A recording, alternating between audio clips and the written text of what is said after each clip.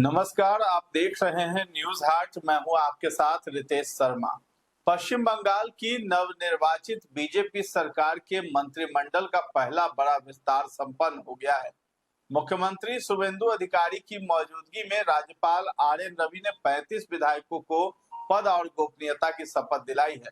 इस विस्तार के साथ ही राज्य मंत्रिमंडल के कुल मंत्रियों की संख्या अब 6 से बढ़कर 41 हो गई है, जो कि 294 सदस्यीय विधानसभा में मंत्रियों की अधिकतम संख्या से महज 3 कम है। राज्य के राज्यपाल आर.एन. रवि और मुख्यमंत्री शुभेंदु अधिकारी की मौजूदगी में नवान में आयोजित मंत्रिमंडल विस्तार के शपथ ग्रहण समारोह में 13 कैबिनेट मंत्री, 3 राज्य मंत्री, स्वतंत्र प्रभार और 19 राज्य मंत्रियों ने शपथ ग्रहण की है।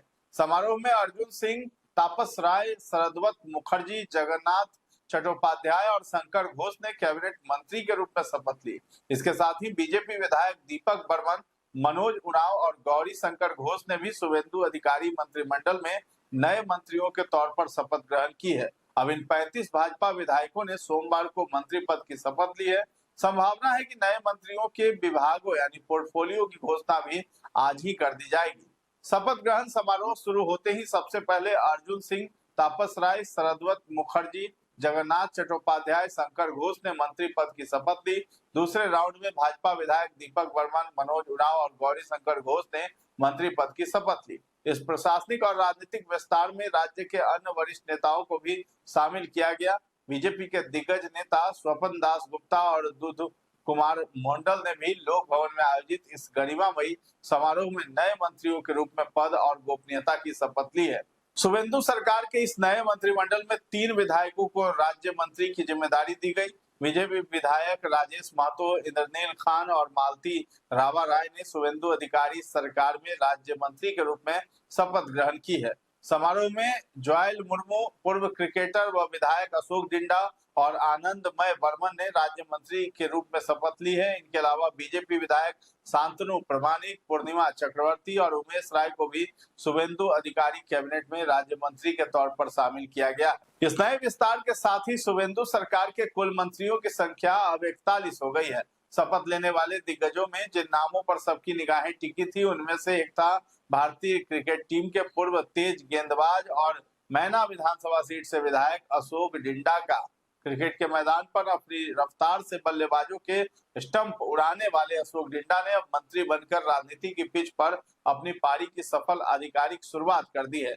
साल 2021 में पहली बार बीजेपी के टिकट पर विधायक बनने के बाद डिंडा को एक लंबा समय विपक्ष की बेंच पर बैठना पड़ा था, लेकिन इस साल के चुनाव में दोबारा मैना सीट से धमाकेदार जीत दर्ज करने के बाद पार्टी ने उनकी मेहनत और जमीनी पकड़ का सम्मान करते हुए उन्हें सीधे कैबिनेट में एंट्री दे दी है। सोमवार को जैसे ही डिंडा ने मंत्री पद की शपथ ली है, उनके गृह क्षेत्र मैना और खेल जगत में खुशी की लहर दौड़ गई है।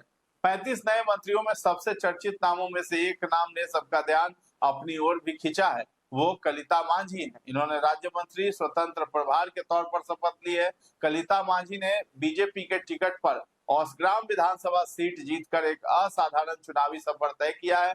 कलिता मांझी की तारीफ खुद प्रधानमंत्री मोदी भी कर चुके हैं। कलिता मांझी एक घरेलू सहायिका के तौर पर काम करती हैं। वो दूसरों के घरों में जाकर बर्तन धोती थी और घर के कामकाज करती थी। यही काम उनके परिवार के भरण पोषण का एकमात्र जरिया रहा है। दरअसल चुनाव प्रचार के दौरान भी उन्होंने अपने इस काम से कोई छुट्टी नहीं ली थी। इन कामों से वो हर महीने 2500 रुपए कमाती थी। मांझी के लिए 4 मई का दिन अविस्मरणीय साबित हुआ है। उस दिन बर्तन धोकर अपना गुजारा करने वाली कलिता मांझी विधानसभा सदस्य बन गई। इस जीत के बाद ही उनकी खुशी का कोई ठिकाना नहीं रहा। कलिता मांझी पश्चिम बंगाल के औसग्राम विधानसभा क्षेत्र से विधायक हैं। उन्होंने विधानसभा चुनाव में तृणमूल कांग्रेस के उम्मीदवार श्यामा प्रसन्न लोहार को करारी शिकस्त दी थी। कलिता मांझी को 1,07,692 वोट मिले, जबकि श्याम लोहार को 95,535 वोट मिले। मांझी ने 12,692 वोटों के अंतर से जीत दर्ज की थी। मांझी की जीत की बदौलत औसग्राम में पहली बार बीजेपी का कमल खिला था। दरअसल औसग्राम विधानसभा क्षेत्र अनुसूचित जाति और अनुसूचित जनजाति के उम्मीदवारों के लिए आरक्षित थी। बीजेपी ने इससे पहले 2021 में भी कलिता मांझी को विधानसभा चुनाव के लिए उम्मीदवार बनाया था। उस समय कलिता माझी लगभग 12,000 वोटों के अंतर से हार गई थी। फिर भी वो 88,577 वोट हासिल करने में कामयाब रही। ठीक इसी वजह से बीजेपी ने उन्हें दूसरा मौका दिया। इस पर माझी ने पार्टी के भरोसे को पूरी तरह से सही घोषित साबित कर दिया है। कलिता माझी ने 10 साल पहले अपने राजनीतिक करियर की शुरुआत की थी। उन्होंने बूथ स्तर पर एक जमीनी कार्यकर्ता के तौर पर अपनी यात्रा शुरू की। पार्टी ने उनमें छिपी नेतृत्व क्षमता को पहचाना। वो पार्टी के लिए लगातार सक्रिय रही। ठीक इसी वजह से पार्टी ने उन्हें 2 बार विधानसभा चुनाव में उम्मीदवार बनाया। आखिरकार अपने दूसरे प्रयास में माझी विजयी हुई। चुनाव नतीजों के बाद माझी ने मतदाताओं के प्रति आभार भी व्यक्त किया है। पश्चिम बंगाल सरकार का यह शपथ ग्रहण समारोह मुख्यमंत्री शुभेंदु अधिकारी के शपथ लेने के ठीक 3 हफ्ते के बाद हुआ। शुभेंदु अधिकारी ने 9 मई को ऐतिहासिक ब्रिगेड परेड ग्राउंड में प्रधानमंत्री नरेंद्र मोदी, केंद्रीय गृह मंत्री अमित शाह, बीजेपी के केंद्रीय नेतृत्व और एनडीए शासित राज्यों के मुख्यमंत्रियों की गरिमामयी उपस्थिति में शपथ ली थी। उनके अलावा इस शपथ ग्रहण समारोह में दिलीप घोष, अग्निमित्रा पॉल, निशीथ प्रामाणिक, अशोक कीर्तनिया और खुदीराम टुडू ने मंत्री पद की शपथ ली थी। तो शुभेंदु सरकार में मंत्री बने स्वपन दास गुप्ता की पहचान एक पत्रकार के रूप में रही है। वो देश के बड़े अंग्रेजी अखबारों के संपादक भी रहे हैं। अखबार टाइम्स ऑफ इंडिया में भी वो संपादक रहे हैं। साथ ही सामाजिक कार्यों से भी जुड़े रहे हैं। उनका जन्म 3 अक्टूबर 1955 को एक बंगाली वैद्य परिवार में हुआ था। पत्रकारिता के क्षेत्र में काफी समय तक उन्होंने काम भी किया है। वहीं पत्रकारिता के क्षेत्र में उत्कृष्ट कार्य के लिए साल 2015 में भारत सरकार ने उन्हें पद्म भूषण पुरस्कार से सम्मानित किया था। यह पुरस्कार उन्हें साहित्य और शिक्षा के क्षेत्र में बेहतरीन कार्यों के लिए दिया गया था। स्वपन दास गुप्ता पहली बार 2016 में राज्यसभा मनोनीत होकर गए थे। तत्कालीन राष्ट्रपति प्रणब मुखर्जी ने उन्हें नामित किया था। इसके बाद वो 2022 तक राज्यसभा सदस्य रहे। इसी दौरान उन्होंने बीजेपी की सदस्यता ग्रहण कर ली। साथ ही सक्रिय राजनीति में उतर आए। बीजेपी की सदस्यता लेने के बाद उन्हें इस्तीफा भी देना पड़ा था। तब जाकर विधानसभा चुनाव लड़ा था। स्वपन दास गुप्ता 2021 में भी विधानसभा चुनाव लड़ चुके हैं। बीजेपी ने उन्हें तारकेश्वर विधानसभा सीट से उम्मीदवार बनाया था, लेकिन वो टीएमसी से रामेंदु सिंह राय से चुनाव हार गए थे। चुनाव में मिली हार के बाद उन्हें राष्ट्रपति ने फिर से राज्यसभा के लिए मनोनीत किया था। इस बार स्वपन दास गुप्ता को बीजेपी ने रास बिहारी विधानसभा सीट से चुनाव लड़ाया था। उन्होंने टीएमसी उम्मीदवार को 20,865 वोटों से हराकर जीत हासिल की है। साथ ही विधायक भी बन गए हैं। स्वपन दास गुप्ता पहली बार विधायक बने हैं। बीजेपी की पहली सरकार में उन्हें कैबिनेट में जगह भी मिल गई। बताया जाता है कि स्वपन दास गुप्ता पश्चिम बंगाल की अच्छी समझ रखते हैं। साथ ही उनका यहाँ से जुड़ाव भी है। वहीं बीजेपी आला कमान का भी उन पर अटूट भरोसा है। इसी वजह से उन्हें दोबारा टिकट भी दिया गया और जीत हासिल की। विधायक बनने के बाद उन्हें कैबिनेट में जगह मिल गई है। इसके साथ ही साथ जिन विधायकों ने मंत्री पद की शपथ ली है, उनका नाम के साथ आप सुनिए क्या कुछ उन्हें बधाई मिलने पर वो कहते हुए नजर आ रहे हैं। Congratulation, thank you. প্রথম প্রতিক্রিয়া প্লিজ কি বলবেন? এক অনন্য অনুভূতি, অবিশ্বাস্য। এখন দায়িত্ব অনেক বেশি। এবারে দেখা যাক, ঈশ্বরের কাছে প্রার্থনা করি শক্তি দিক আমাদের। নিশ্চয়। আপনার প্রতিক্রিয়া, শুভেচ্ছা আপনাকে অনেক। Thank you. কি বলবেন, আপনার প্রতিক্রিয়ায় কি বলবেন?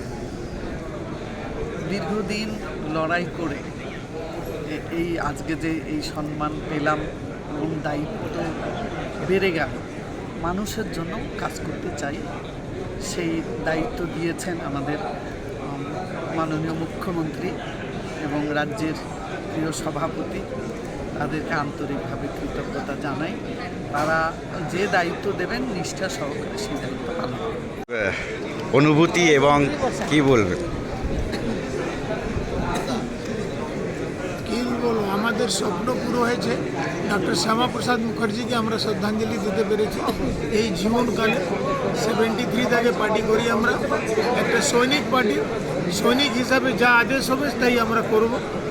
অসংখ্য ধন্যবাদ। আপনার প্রথম প্রতিক্রিয়া মন্ত্রিত্ব পাওয়ার পরে?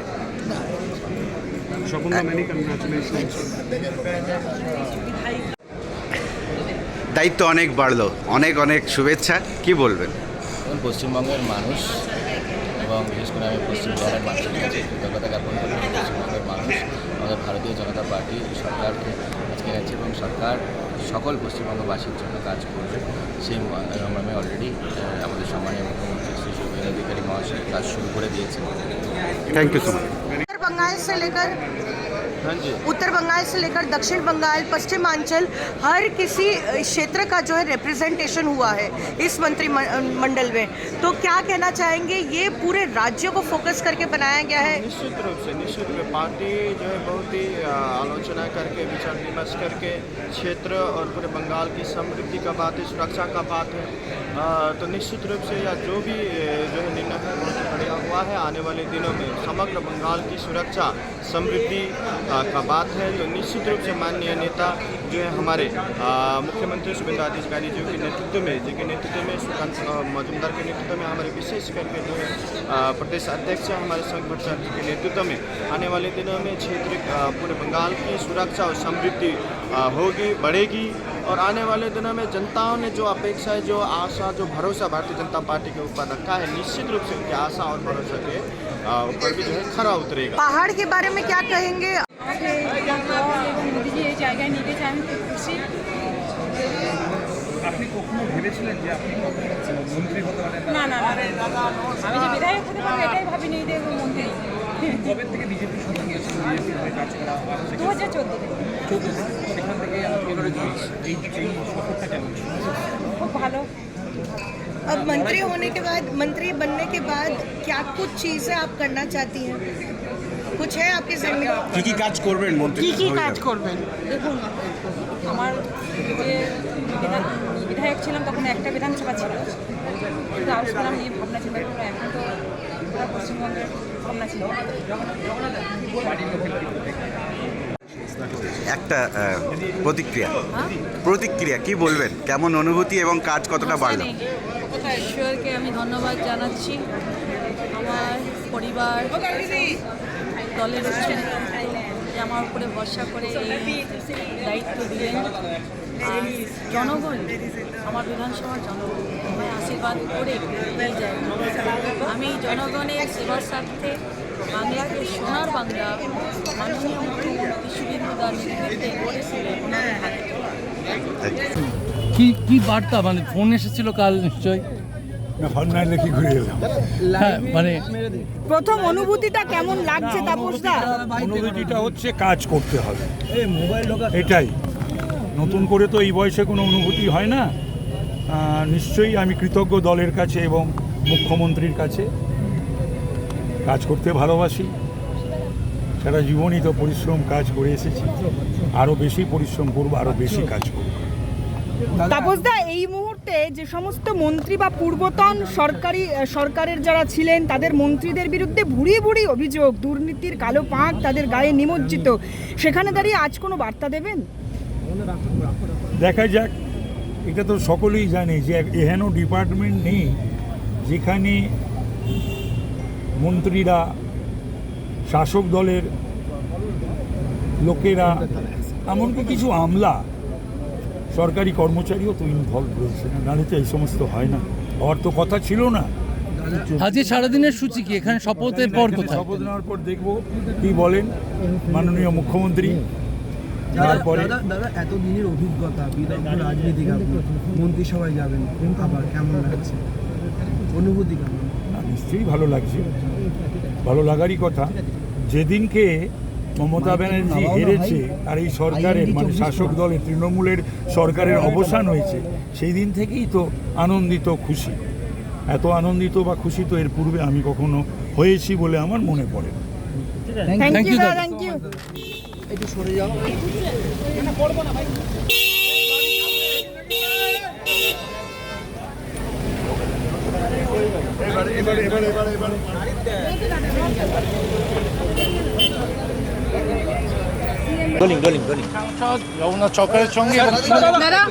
এতদিনের বিজেপি দেখতে পেল আজকে মন্ত্রিসভার সম্প্রসারণ, শপথ গ্রহণ, কি বলবেন?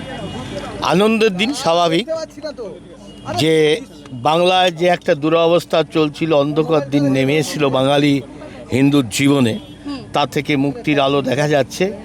এবং যে দুর্নীতি পঙ্কিল আবর্তে বাংলা পিছিয়ে চলছিল, সেখান থেকে ঘুরে দাঁড়ানোর জন্য যে চেষ্টা চলছে, তাতে নতুন সরকারের অবদান থাকবে, কেন্দ্র সরকার সহযোগিতা করবে, তাই ডবল ইঞ্জিনের সরকারে বাংলার উন্নয়ন হবে।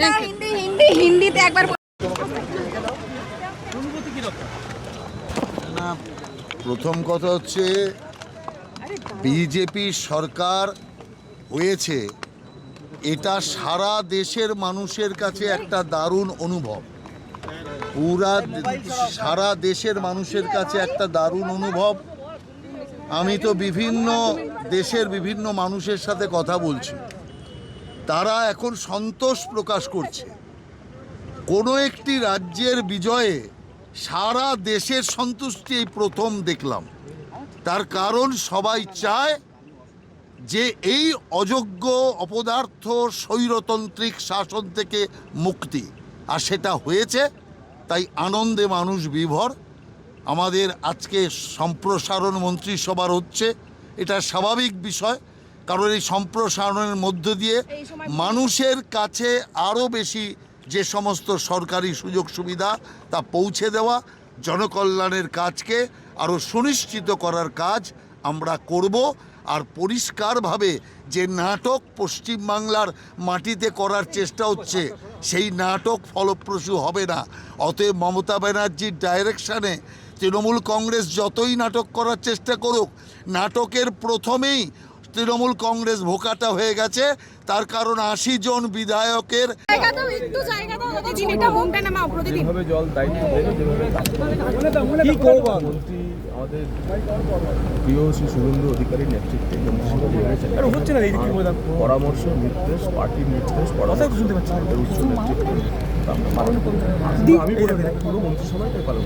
দীর্ঘদিন মাঠে নেমে সাংবাদিকতা, তারপর রাজনীতি, এবার আমাদের সময় চলে আসছে। আসছি, হ্যাঁ ঠিক আছে না, খুব তাড়াতাড়ি। দাদা এতদিনের অভিজ্ঞতা আজকে অবসান হচ্ছে, মন্ত্রিত্ব পাচ্ছেন, আসি ফেরত আসি, ঠিক আছে কি মানে অনুভূতিটা কিরকম দাদা? দাদা অনুভূতিটা কিরকম মানে দাদা ফেরত আসি, হ্যাঁ ভাই সবাই তোমার আমার সবাই সহকর্মী। আজকে আমার ধারণা এই মন্ত্রিসভাতে আমাদের সহকর্মী একাধিক প্রতিনিধি থাকছে এবং আমার মনে হয় আপনারাও সবাই খুব আনন্দিত। থ্যাংক ইউ আসি ফেরত আসি। আবেগপ্রবণ না টেনশন? টেনশন কোনটা? জগন্নাথ একটু অনুভূতিটা ঠিক আছে।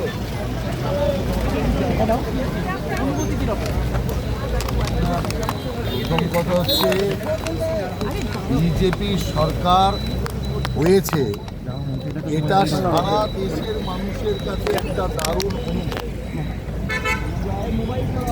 একটা প্রতিক্রিয়া কি বলবেন? সবাইকে অনেক অনেক শুভেচ্ছা।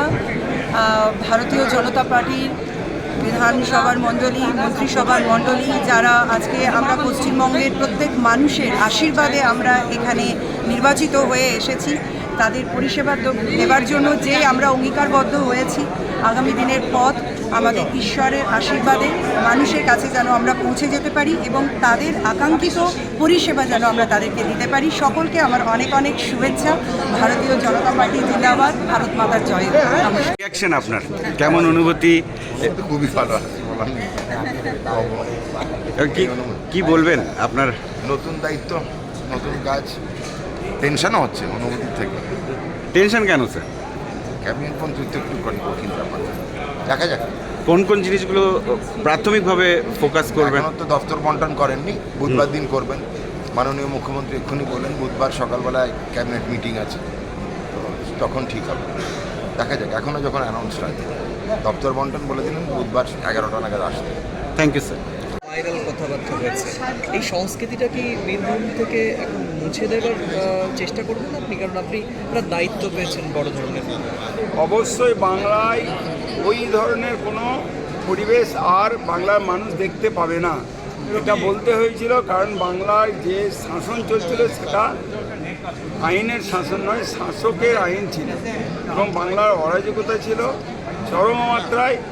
বাংলায় লুট ছিল, খুন ছিল, হিংসা ছিল। বাংলার মানুষ সন্ত্রাসমুক্ত একটা পরিবেশ চেয়েছিল। এবারে সেই সরকার বাংলার মানুষের দ্বারা গভর্নমেন্ট যেটা হয়েছে সেটা for the people by the people of the people, অর্থাৎ বাংলার মানুষের দ্বারা তৈরি সরকার বাংলার মানুষকে অনেক ভালো সরকার দেবে, সেটা বাংলার মানুষের উন্নয়নের গতিধারাকে ত্বরান্বিত করবে। এটা আমার দৃঢ় বিশ্বাস।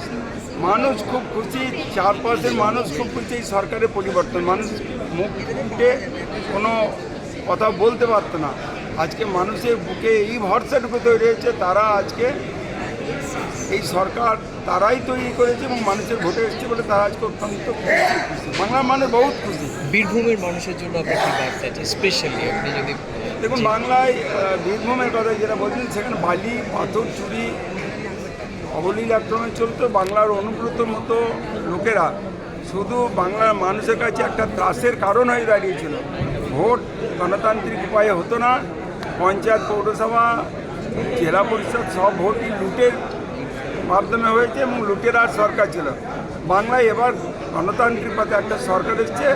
বার্তা পঞ্চায়েত ত্রিস্তরীয় পঞ্চায়েত ব্যবস্থা এবং বাকি যা যা আছে সব ক্ষেত্রেও অবাধ এবং শান্তিপূর্ণ সুস্থ নির্বাচন হবে। বাংলার সরকার জনসভা স্বার্থবাহী একটা সরকার দেবে, এটাই আমার বিশ্বাস। আপনি মন্ত্রী হিসেবে শপথ নিয়েছেন, শপথ নেওয়ার পর আপনি কাকে সবচাইতে বেশি মিস করছেন? মিস দেখুন, আমাদের অনেক পুরনো লোকেরা হারিয়েছে আমরা। সত্যি তো তারা শেষ সময় পর্যন্ত তো তাদের আকাঙ্ক্ষা ছিল আমরা যেন বাংলায় সরকারটা দেখে যেতে পাই, তো পারেনি। এমন আমাদের যারা আছেন, তপনদা এরা চলে গেছেন, আরও অনেক আমাদের বরিষ্ঠ কার্যকর্তারা, আমরা সত্যি তো আজকে এই সরকারের সময়কালে তাদের পাচ্ছি না, আমরা তাদেরকে দেখছি না। তারাও আজকে এই সরকারটা দেখে যদি যেতে তাহলে অবশ্যই ভালো। তো এই জন্য आपको बता दें कि सामाजिक संतुलन साधने की यहाँ पर कोशिश की गई है। बंगाल में मंत्रिमंडल विस्तार के जरिए बीजेपी ने सामाजिक और क्षेत्रीय संतुलन को साधने की कोशिश की है। नए मंत्रिमंडल में ब्राह्मण, ओबीसी, आदिवासी, मतुआ और राजवंशी समुदाय को उचित प्रतिनिधित्व दिया गया है। आपको बता दें कि हाल ही में संपन्न हुआ बंगाल विधानसभा चुनाव में बीजेपी ने ऐतिहासिक जीत हासिल कर ममता बनर्जी की 15 साल पुरानी सत्ता को उखाड़ फेंका। बीजेपी ने 294 सीटों में से अकेले दम पर 200 से ज्यादा सीटों पर जीत दर्ज की है। तो फिलहाल इस खबर में इतना ही है। न्यूज़ हाट के साथ बने रहे और अभी तक हमारे चैनल को आपने सब्सक्राइब नहीं किया है तो जरूर कर दें। धन्यवाद।